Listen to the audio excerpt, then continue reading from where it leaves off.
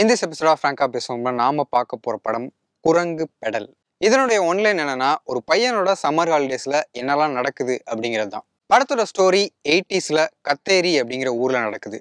5ஆம் class annual exam முடிச்ச பின்னாடி மாரியப்பன் இந்த கேரக்டர்ல சந்தோஷ் ப்ளே பண்ணியிருக்காரு. அவரும் அவருடைய ஃப்ரெண்ட்ஸும் ஹாலிடேஸை பயங்கரமா என்ஜாய் பண்ணணும், செலிப்ரேட் பண்ணணும் அப்படின்னு நினைக்கிறாங்க. அப்படி அவங்க சம்மர் ஹாலிடேஸை ஜாலியாக என்ஜாய் பண்ணிட்டு இருக்கும்போது மாரியப்பனுக்கு ஒரு ஆசை வருது.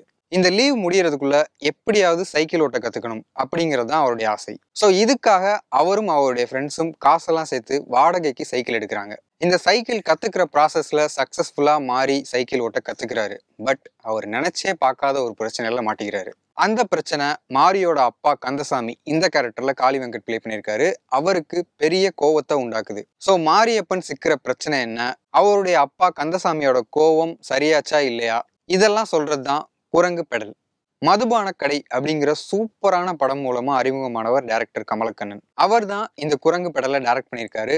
அண்ட் இது ராசி அழகப்பன் எழுதின சைக்கிள் அப்படிங்கிற சிறுகதையை மையமா வச்சு எடுக்கப்பட்டிருக்கு. இந்த படத்துல வரக்கூடிய ஒரு சாங் மூலமா நம்மள ஒரு நாஸ்டாலஜி வேர்ல்டுக்குள்ள கூட்டு போறாரு டைரக்டர் கமலக்கண்ணன். அதுல சேமியா ஐஸ் வருது, நொங்கு வண்டி வருது, தழும்ப தழும்ப இருக்கிற கிணறு வருது, தொட்டாச்சி நீங்க டச் பண்ணி விளையாடுறது வருது, அண்ட் மாரியும் அவருடைய ஃப்ரெண்ட்ஸும் சைக்கிளை குரங்கு பெடல் அடிக்கிறது வருது. முன்னாடி சொன்னது எல்லாத்தையும் விட இந்த குரங்கு பெடல் அடிக்கிறது அப்படிங்கிறது ரொம்ப ஸ்ட்ராங்கா நம்மளோட கனெக்ட் ஆகுது. இந்த படம் மூலமா டைரக்டர் நம்மளுடைய நாஸ்டாலஜியாவை தட்டுறதுக்கான கீயும் அதுதான். இந்த படத்துக்குள்ள வெவ்வேறு விதமான கான்ஃபிளிக்ஸ் வருது. தன்னோட அப்பாவை ஊர் முழுக்க பட்டப்பேர் சொல்லி கூப்பிடுறாங்க அப்படின்னு வருத்தப்படுற பையன், அண்ட் அந்த அப்பா சூதாடியா இருக்காரு, காசெல்லாம் லாட்டரி சீட்ல தொலைக்கிறாரு அப்படின்னு கவலைப்படக்கூடிய ஒரு மகனோட பிரச்சனை. சொல் பேச்சு கேட்க மாட்டான், திருடுறான், இந்த மாதிரியெல்லாம் தன்னோட மகன் நடந்துக்கிறானே அப்படின்னு நினைச்சு வருத்தப்படக்கூடிய ஒரு அப்பா, அண்ட் ஒரு பணக்கார ஃப்ரெண்ட் மாரியப்பன் ஃப்ரெண்ட்ஸ் கேங்குள்ள வர்றதும், அதுக்கப்புறமா அந்த கேங் நடந்துக்கக்கூடிய விதமும், அது மூலமா வரக்கூடிய ஒரு பிரச்சனை. இந்த 3 பிரச்சனைகளும் எப்படி சரியாகுது அப்படிங்கிறத நோக்கி கதை நகருது. அந்த விஷயங்களை ஓரளவுக்கு சுவாரஸ்யமாவே டைரக்டர் கொடுத்துருக்காரு.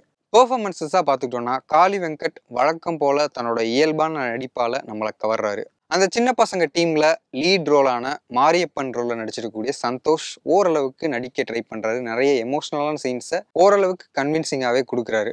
இவங்க இல்லாம ஜென்சன் அண்ட் பிரசன்னா பாலச்சந்திரன் அவங்களுடைய காமெடி அது பல இடங்கள்ல நம்மளை ரசிக்க வைக்குது. குறிப்பா ஜென்சன் குடிச்சிட்டு வந்து தகராறு பண்ற ஒரு சீன் செம என்ஜாயா இருந்துச்சு. இந்த படத்தோட பிரச்சனைகள் குறைகள் என்ன அப்படின்னு பார்த்தோம்னா, இந்த படத்தோட மையமே குழந்தைகளோட உலகம், அவங்களுடைய இன்னசென்ஸ் பத்தினது. பட் அந்த இன்னசென்ஸ் எங்கேயுமே வெளிப்படாம முழுக்க முழுக்க ரொம்ப செயற்கையான விஷயங்களே இருக்கு.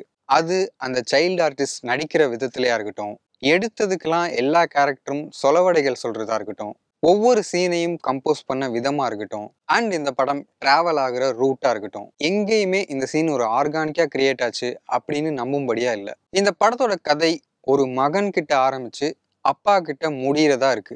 பட் இதுக்கு இடையில சொல்லக்கூடிய கதையும் சம்பவங்களும் எதுவுமே நம்மளோட எமோஷனலா கனெக்ட் ஆக மாட்டேங்குது. இதுக்கு உதாரணமா சொல்லணும்னா, ஒரு டீச்சர் ஸ்கூல் முடிஞ்சு போற பசங்க கிட்ட நடந்துக்கிற விதமும், அதுக்கு அப்படியே ஆப்போசிட்டா அவருடைய வீட்டுக்கிட்ட ஒரு ஸ்டூடெண்ட்டை பார்க்குறப்போ நடந்துக்கிற விதமும் வேற வேறையா இருக்கு. இந்த டிஃப்ரென்ஸ் நமக்கு காட்சியில தான் கன்வே ஆகணுமே தவிர, அதுக்குன்னு டெலிபரேட்டா ஒரு சீன் எடுத்து ஸ்கூல்னா நான் இப்படி இருப்பேன் தெரியுமா, வீடுனா நான் இப்படி இருப்பேன் தெரியுமா அப்படின்னு ஒரு கேரக்டர் பேசுறது ரொம்ப செயற்கையா இருக்கு. ஃபர்ஸ்ட் ஹாஃப் முழுக்க கதையே ஆரம்பிக்காம என்னென்னமோ காட்டிட்டு இன்டர்வல் அப்போதான் படத்தோட கதையே ஆரம்பிக்குது. அதுக்கப்புறம் படம் ரொம்ப சுவாரஸ்யமா போகுதா அப்படின்னு கேட்டா அதுவும் இல்லை. போஸ்ட் இன்டர்வல் முழுக்கவே நிறைய சம்பவங்கள் நடக்குது. பட் ஒவ்வொரு சம்பவமும் ஒரு கோர்வே இல்லாம எங்கெங்கேயோ நகர்ற மாதிரி இருக்கு. அண்ட் இந்த முழு படத்தையும் பார்த்து முடிக்கும் போது இந்த கதையை இவ்வளோ லென்த்தா சொல்லணும்னு அவசியமே இல்லையே அப்படிங்கிற எண்ணமும் நமக்கு வருது. ஏன்னா இந்த 2 மணி நேரத்துக்கு பொட்டன்ஷியலான சீன்ஸோ எமோஷ்னலி நம்மளை கனெக்ட் பண்ற விஷயங்களோ எதுவுமே இல்லை அப்படிங்கிறதான் பிரச்சனை.